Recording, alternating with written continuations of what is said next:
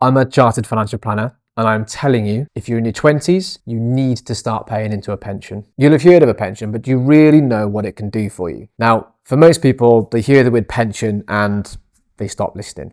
It's a boring product that pays you an income in retirement, but actually, in recent times, they've developed into very, very different kind of like investment savings accounts for your retirement. You have a lot more control, you have a lot more flexibility with them now than you ever have done.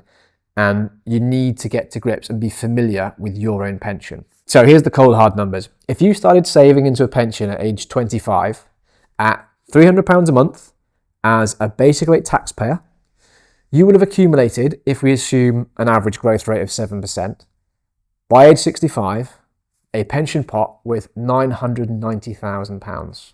Now, compare that to if you started 10 years later at 35, doing the same contributions, £300, basic rate taxpayer, you'd have accumulated just £460,000. Still a big number, but less than half the number if you'd started 10 years earlier. The difference in these pots isn't about the amount you contribute, it is the amount of additional time you give yourself for compound interest to really take effect. So again, cold hard numbers, contributing from the age of 25, you'd have paid in £144,000.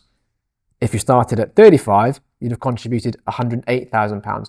Those two numbers are not too far apart, but the end outcome at 65, completely different ballpark. Now that's assuming you're a basic rate taxpayer, you never increase your contributions, and your salary doesn't increase. Well, the reality is your salary should increase over time, therefore your contribution should increase, so those numbers could look even better. Remember as well, if you're a high rate taxpayer, then the tax relief also increases on these contributions. Probably the most important thing you can do after watching this video is find out how much is currently going into your pension each month. Speak to your employer if you don't know. Find out their level of contribution, find out your level of contribution, and see if it can be increased. Now, as a minimum, the legal requirement for your employer to contribute into your pension is 3% of your salary. For you, it's 5%. So for employers that are simply looking to meet the minimum legal requirement, they'll be paying in 3% and you'll be paying in 5%. Some employers, though, like to offer additional benefits to their staff, so might even cover the whole 8%, in which case you're not giving up any of your salary. So first things first, find out what the situation is with your employee and employer pension contributions, and then see if they can be increased. To give you an idea, if you're 25 years old and you're on a £30,000 a year salary and you've got 8% going into your pension as a combination of your employee and employer contributions, that works out to roughly £200 a month. Now, to go back to my earlier example of £300 a month, it's not a huge jump to get to that level of contribution, and all of a sudden these numbers that we've just been looking at can become a very realistic future. Now, if you are in your 20s and 30s, without looking into a crystal ball and knowing what the future will hold, I would be pretty confident in suggesting that we may have a very different landscape when it comes to state pensions. So don't rely on the state to cover your retirement income. Currently, the state pension is around about £12,500 a year, depending on whether you've paid in your full 35 qualifying years of national insurance contributions. Who knows what it'll be in 30 years, but I would not, if I was you, leave this to chance.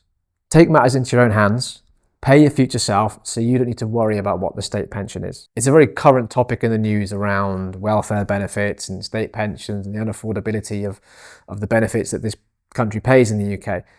It's true that they are looking at ways for employers and individuals to start paying more into their own pensions. Currently in the review, we may see an outcome in the very near future where employers are actually compelled to pay even more into your pensions. So watch this space, but make sure you're familiar with your current pension setup. So I've shown you some of the numbers in terms of what could potentially be accumulated, and obviously demonstrated that the sooner you start, the better. But what does that actually mean? What does that mean for you in retirement? What does your lifestyle look like if you're able to build a fund that size? Well, if we assume state pension is still in play by the time you've reached state pension age, you will need to supplement your retirement income from this pot. So what could a pot that's worth almost £1 million give you?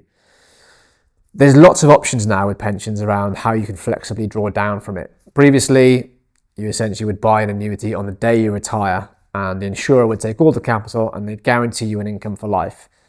Things have developed a lot now, and certainly in my world, we rarely recommend annuities unless it's right for that client.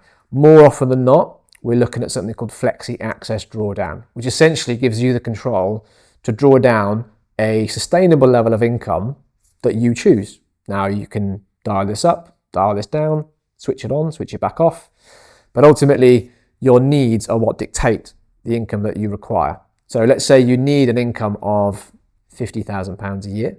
Do you think you could live off that? Great. If so, the pot that you've just built, around about £1 million, should be able to support you for the rest of your life. Now I'll break this down. You've got, give or take, £12,500 worth of state pension income. So you therefore need another £37,500 a year, which needs to be generated from the pot that you've built up. Now, when you reach retirement, you don't all of a sudden switch off the underlying investment inside your pension. You let that continue to be invested. You may have dialed down the risk slightly because you're focused now more on preservation than accumulation. But all you require that pension pot to generate from a growth perspective is 3.75% net. You may have heard of something called the safe withdrawal rate. You don't need to really worry about what that is, but ultimately anything between 3 and 4% is generally regarded as a rate that can be drawn down from a pot that size, and under almost every scenario you can project, that fund will retain its capital value at least. It's probably likely to continue to grow. So not only are you generating the income that you need to live off, you've now got this pot of capital which can be passed down generations, or you could take a higher level of income and start to deplete that fund if you want to spend it by the time you're gone. Now, these numbers might seem big, out of reach, a bit daunting, unattainable, but the important message here is the impact that compound interest will have on your savings over time. And the important message with that is the sooner you can start, the better chance you've got of these scenarios becoming reality for you. So, what do you need to do now? You need to go and find out what's going into your pension currently. You may not even know where your pension is, so that's probably step one. Find out where your pension is, who your provider is, how much is going into your pension each month from your employer and from yourself. If you are self-employed and you're not paying into a pension at the moment, open one.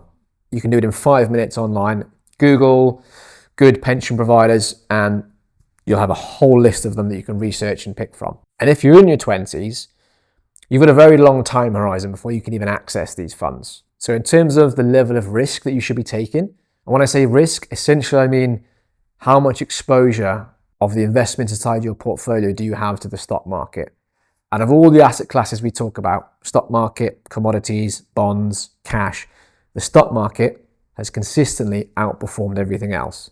So if you have the appetite, you certainly have the time horizon, then you really should be dialing up that risk to try and get as much gains as you can over the next few decades. So don't put it off, act now, and your future self will thank you.